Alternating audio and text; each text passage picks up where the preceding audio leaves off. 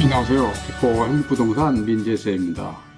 아무래도 요즘에는 종합부동산세 특례라든가 합산 배제 신고 기간이라서 그런지 종합부동산세에 관한 질문이 많아지고 있습니다. 오늘 또 상담자 사례 한번 같이 보시겠습니다. 안녕하세요. 47세 된 1세대 1주택을 부부 공동명의로 보유하고 있습니다. 국세청에서 공동명의 1주택자 특례를 신청하라고 안내장이 왔는데 어떻게 하는 것이 종부세 절세에 도움이 될까요? 공시가격은 22억 8천만 원이고 보유기간은 5년입니다. 이렇게 질문을 주셨습니다.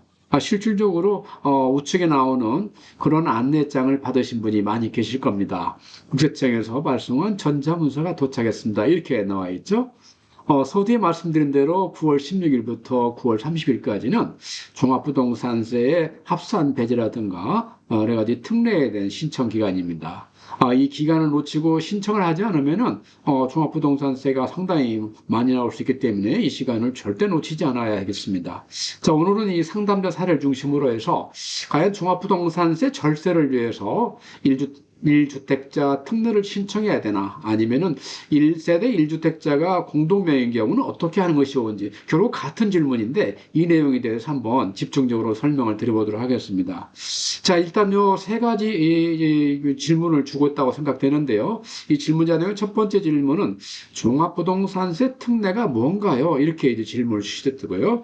두 번째 사항은 내 종합부동산세는 얼마나 될까요? 하는 질문도 담고 있고, 세 번째는 공동명의로 갈까요? 1주택자 특례로 갈까요? 어느 것이 좋은가요? 이제 세 가지 질문을 담고 있죠. 우리가 종합부동산세 특례 신청이란 뭘까요? 그 내용을 보면은 일단 1세 1대 1주택에 관한 특례만 생각한다 그러면은 부부 공동명의로 1주택을 보유한 경우에 만약에 공동명의로 종부세를 받지 않고 1주택자 특례로 신청한다 그러면은 1세대 1주택자 똑같은 계산 방식을 적용한다는 것입니다.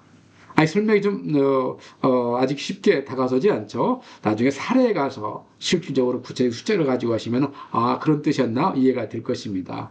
여기 이제 우리가 이것은 1세대 1주택자의 공동명의라는 걸 항상 염두에 두시고, 다주택자는 이와 관련이 없다는 것도 꼭 염두에 두시기 바라겠습니다. 자, 우리가 이제 최근에 세무행정이 아주 업그레이드 되면서 정말 많은 세무 서비스를 제공하고 있습니다. 우리가 이제 국세청의 홈택스에 들어가면은 많은 세금을 직접 계산해 볼 수가 있어요. 정말로 복잡한 재건축 재개발 말고는 거의 모든 세금을 계산해 볼 수 있는데, 종부세도 마찬가지입니다. 홈택스 홈페이지에 가면은 이렇게 세금 모의 계산이라는 페이지가 있습니다. 자, 이 버튼을 클릭하면은 이제 모든 다양한 세금에 대해서 계산 사례가 나오는데, 오늘의 초점인 이제 종합부동산세에 맞춰보면은 여기 종합부동산세 간이세 계산하기 이 버튼이 있습니다. 여기를 꽉 눌리면 2021년 종합부동산세 계산하기, 2022년 종합부동산세 계산하기 두 개가 됩니다. 그 중에서 당연히 우리는 2022년 종합부동산세 계산하기를 클릭해야 되죠. 자, 그걸 클릭하면은 이렇게 안내문이 나옵니다. 이 안내문은 다른 내용이 아니고, 그냥 이것은 모의 계산이지 현재 신고가 아니기 때문에 신고는 따로 받으세요 하는 내용이고, 그래서 이걸 닫기를 누르고 이 주택 부분에 가서 계산하기를 누르면은 짜잔 하고 나오는 페이지가 이렇게 나옵니다. 자, 여기서부터 이제 우리가 필요한 사항을 입력해야 되는데요. 모든 세금 계산할 때 가장 근간은 공시가격입니다. 그래서 공시가격을 알고 있어야 되죠. 근데 내가 내 주택의 공시가격을 모르고 있어. 그러면 할 수 없을까요? 아닙니다. 바로 여기에 이 조회하기 가면 누르면은 그 부동산 공시가격 알림을 통해서 내 주택의 공시가격을 알아볼 수 있는 것입니다. 그에 파악된 공시가격, 우리 질문자, 상담자 같은 경우는 22억 8천만 원이라고 그랬죠. 22억 8천만 원을 입력하고, 하나 더 중요한 게 있습니다. 바로 조정 대상 지역 여부입니다. 조정 대상 지역에 따라서는 상당히 세율 체계가 달라지기 때문에 이거 분명히 표시해야 되는 거죠. 또 하나 입력 사항인데, 이거 재산세 감면 여부입니다. 이건 뭐 대부분의 경우에 해당되지 않는데 어느 특정의 자산인 경우, 주택인 경우에는 재산세 감면을 받는 경우가 있습니다. 그럼 재산세 감면을 받게 된 경우는 공시가격이 달라지거든요. 그래서 내 주택이 만약 재산세 감면 대상이다 그러면 바로 여기 항상 해당 사항 표시를 해야 되겠습니다. 그래서 이런 사항을 입력하고 등록하기를 누르면은 이것이 이제 자동으로 밑에 부분에 등록이 되게 되는 거죠. 자, 여기 이렇게 등록이 되어 있습니다. 자, 이 등록된 상태에서 내가 만약 다주택자면은 이런 절차를 계속 반복하는 거예요. 내 주택수만큼. 그리고 나서 간이 세액 계산하기면 바로 종합부동산세가 계산이 되고 재산세까지 밑에 같이 함께 계산이 되어 나타납니다. 근데 오늘은 우리가 1세대 1주택 부부 공동명이기 때문에 우리는 부부 공동명 쪽으로 가야 되겠죠. 여기서 부부 공동명이다 이렇게 표시를 하면은 그 다음에 나오는 페이지가 또 하나 안내문이 나옵니다. 자, 이 안내문은 별다른 내용이 아니에요. 자, 만약에 부부 공동명인데 또 지분이 똑같으면은 어느 분이 납세할 것이니 납세 의무자를 지정을 한 얘기입니다. 근데 지분이 다르면 다 지분이 많은 사람이 자동으로 납세 의무자를 지정되는 거죠. 그래서 그런 안내 설명을 하고 여기서 네 가지 사항을 입력하는데 이 네 가지 입력 사항이 세금에 굉장히 중요한 영향을 미치게 됩니다. 첫 번째는 바로 생년월일이 되겠고요. 생년월일은 이 신청자의 생년월일을 입력하면 되겠습니다. 그 다음 취득일자 똑같이 신청자의 취득일자를 입력하면 되는 거고요. 그 다음에 보유 지분이 뭐 50대 50인지 70대 30인지 이런 보유 지분을 넣고 만약에 50대 50이라고 하면 아까 말씀드린 대로 이렇게 누가 납세할 것인지 그분을 클릭해서 표시를 하다라는 얘기죠. 자, 이렇게 해서 하면은 이제 세액 계산을 할까요? 이런 이제 메시지가 나옵니다. 그 여기서 확인 누르면은 짜잔 이렇게 이제 세금이 나타나게 된 거죠. 상당히 빠르고 신속하고 정확하게 세금을 계산할 수가 있습니다. 자, 이 표를 한번 보시면 많은 정보를 담고 있는데 자, 표 좌측이 1주택자 특례입니다. 공동명의지만은 나는 1주택자로 간주해서 계산할 거야. 아까 말씀드렸죠? 종합부동산세 특례라는 게 뭐냐? 내가 공동명의로 가지고 있지만은 1주택자 특례로 적용한다 그러면 1주택자 계산 방식을 적용한다고. 1주택자 계산 방식 뭔가요? 공제액이 11억이고 그 다음에 세액 공제가 있다는 두 가지 특징을 가지고 있는 것이죠. 그 다음에 공동명의로 가면은 우리가 실질로 각각 6억씩 공제가 되고 그 다음에 세액 공제는 없다는 것이 특징이 되는 것이죠. 자, 여러분 이 표를 한번 보세요. 자, 그 공시 가격이 22억 8천만 원이죠. 단독이면 22억 8천만 원인데 내 공제가 11억이니까 11억을 공제하고 남은 금액에 대해서 공정시장가액 비율 60% 곱해줍니다. 그러면은 내 과세 표준이 7억 800만 원이 나오는 거예요. 그럼 7억은 6억부터 12억까지는 1.2%가 되는 것이죠. 그래서 세율 1.2% 가지고 내가 계산한 종부세가 549만 6천 원이 나왔는데 여기 이제 재산세가 중복된 부분이 있어 그 부분을 감안하면은 실질적으로 421만 1,600원이 나옵니다. 그런데 우리 공동명의로 가면 어떨까요? 공동명의로 가면은 22억 8천만 원을 똑같이 11억 4천만 원 나누는 거죠. 그 11억 4천만 원 나눈 상태에서 각각 6억씩 공제하고 그 공제한 금액에 우리 공정시장가액 비율 60% 곱하면은 각각 과세 표준이 3억 2,400만 원이 나옵니다. 그럼 우리 같은 경우는 3억부터 6억까지는 과세 세율이 0.8%가 되는 것이죠. 단독으로 했을 때는 과표가 높아지면서 세율도 높아지죠. 근데 공동명의로 가면은 과표가 낮으면서 세율도 낮아지는 효과가 있는 것입니다. 그래서 나온 산출을 보면은 산출액이 결국은 둘이 합쳐서 255만 9천 원 정도밖에 안 나오는 거죠. 공동명의가 훨씬 싸 보이는 것이죠, 현재까지는.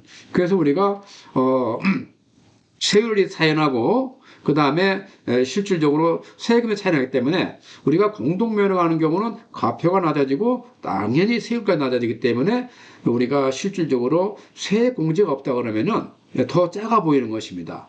자, 우리가 실질적으로 그런데 1세대 1주택의 특징이 뭡니까? 공제액이 11억이고 과세 세액 공제라는 그런 장점을 가지고 있잖아요. 그 세액 공제를 반영하면 어떻게 되나요? 현재 이 세액 공제는 우리가 40%를 반영한 겁니다. 40% 세액 공제를 반영하니까 오히려 단독 1주택 특례가 더 유리하다는 것입니다. 여러분 보다시피 1주택으로 가면은 303만 9천 원인데 공동명의로 가면 307만 1천 원이에요. 뭐 3만 원대밖에 차이 안 나지만 금액이 커지면 더 벌어지고 그러는 것이죠. 특례가 많아지면 그만큼 더 차이가 더 벌어지는 것이고요.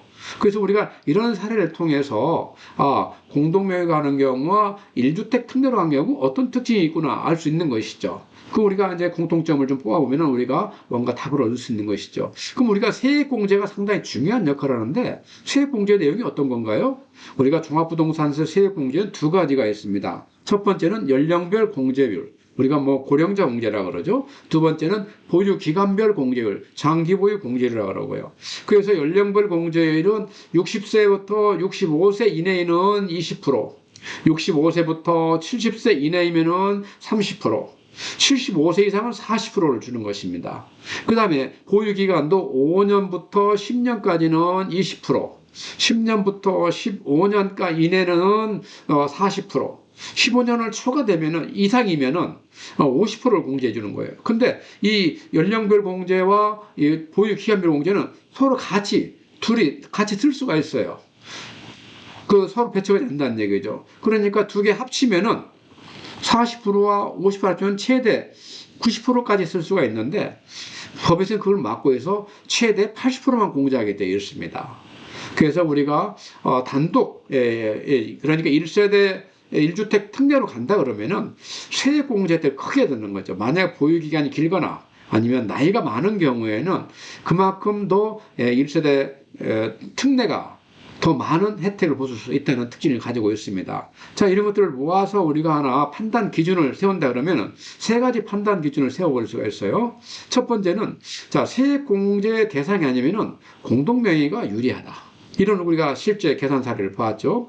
두 번째, 세액 공제율이 30% 이상인 경우는 1주택자 특례를 검토해봐라. 왜냐하면 20% 가지는 너무 약해요. 왜냐하면 공동명의가 일단 12억까지는 세금이 없기 때문에 그런 것입니다. 그래서 30% 정도 가까이 세액을 공제를 받을 때 그러면은 자, 1주택 특례를 검토해볼 필요가 있다는 겁니다. 어떻게 검토합니까? 바로 홈택스 가서 내가 내 사회에 맞게 입력하면 바로 산출이 되는 것이죠. 여기서 우리가 하나 더 해볼 것은 어떻게 30%인지 아느냐? 아까 말씀드렸죠. 연령별 공제와 보유 기간별 공제이기 때문에 내가 만약 65세 이상이다. 그러면은 당연히 이제 30% 공제를 받기 때문에 65세 이상인 분은 무조건 1주택 특례를 검토할 필요가 있습니다. 그래서 홈택스 달려가서 거기서 내 숫자를 넣고 산출해 볼 필요가 있는 것이죠. 30%를 넘어서면 뭐 말할 필요 없이 1주택 특례대로 가는 것이 대부분의 경우에 맞다는 것이 제 경험입니다. 세 번째는 또 우리가 뭘 보을 수 있냐면은 동일 지분할 때, 공동명의할 때 동일 지분일 때가 오히려 가장 종부세가 조금 나온다는 결론을 얻을 수 있습니다. 한번 사례를 보면은 예를 들어서 이 사례 같은 경우는 50대 50이 아니라 90대 10이에요. 그러다 보니까 90% 가진 사람이 이제 납세 무자로 자동 지정되는데 자체 세금이 580만 원 되는 거예요. 오히려 1주택 특례보다도 훨씬 더 많은 세금이 나오는 거예요.